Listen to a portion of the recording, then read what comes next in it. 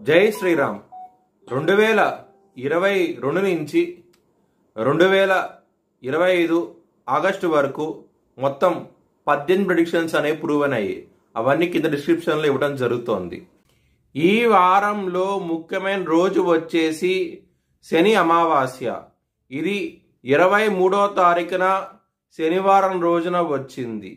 ఈ రోజున కనుక శనికి హోమంగాన్ని చేయిస్తే కనుక ఎవరికైతే ఎలినాడి శని, అష్టమ శని, అర్ధాష్టమ శని మరియు మీ జన్మ జాతకంలో కనుక శని అంతర్దశ కానీ శని మహాదశ కానీ ఉంటే కనుక వాళ్ళు కనుక పూజ చేయించుకుంటే కనుక చాలా చాలా మంచి ఫలితాలంటూ ఉంటాయి.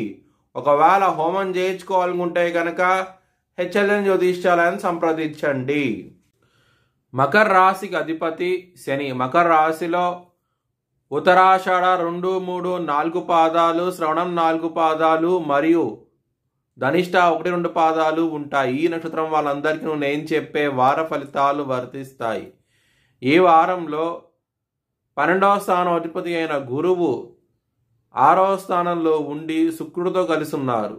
దాని మూలంగా విపరీత రాజయోగం అంటూ ఉండబోతోంది. 20వ తారీఖు వరకు చాలా చాలా బాగుండబోతోంది. ముఖ్యంగా ధనపరంగా సంతోషంగా ఉంటారు, చాలా ఆనందంగా ఉంటారు. శుక్రుడు మీకు 20వ తారీఖు నుంచి ఆయన కర్కాటక రాశికి వెళ్తున్నారు. దాని మూలంగా మంచి ఫలితాలంటూ ఉంటాయి. ముఖ్యంగా మ్యారేజ్ పరంగా ఇంప్రూవ్మెంట్స్ అంటూ ఉంటాయి. ఎవరైతే వివాహం కూడా కుదిరే అవకాశం ఉన్నది.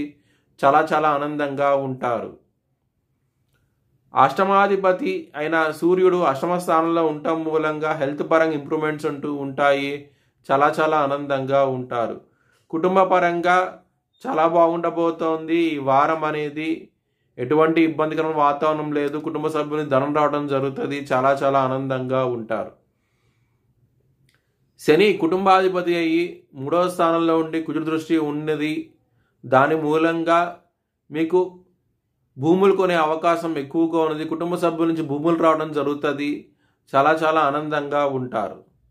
ఎవరైనా విదేశాలు వెళ్ళాలనుకుంటే కనుక ఈ వారం అనేది చాలా అనుకూలంగా ఉన్నది. బిజినెస్ పరంగా పెట్టుబడి ఎక్కువ పెట్టండి. మంచి లాభాలంటూ ఉంటాయి. ఈ వారంలో చాలా సంతోషంగా ఉంటారు. శని మీకు 3వ స్థానంలో ఉన్నారు. కమ్యూనికేషన్ పరంగా మాత్రం కొంచెం డిస్టర్బెన్సెస్ అంటూ ఉంటాయి. మిస్కమ్యూనికేషన్ అయ్యే అవకాశం ఉంటుంది. మీరు చెప్పేది దాని విషయంలో కొంచెం జాగ్రత్త అంటూ ఎక్కువ తీసుకోండి. ఈ వారంలో మీ భవిష్యత్ వివరాల కోసమై హెచ్ఎల్ఎన్ జ్యోతిష్యాలయాన్ని సంప్రదించండి.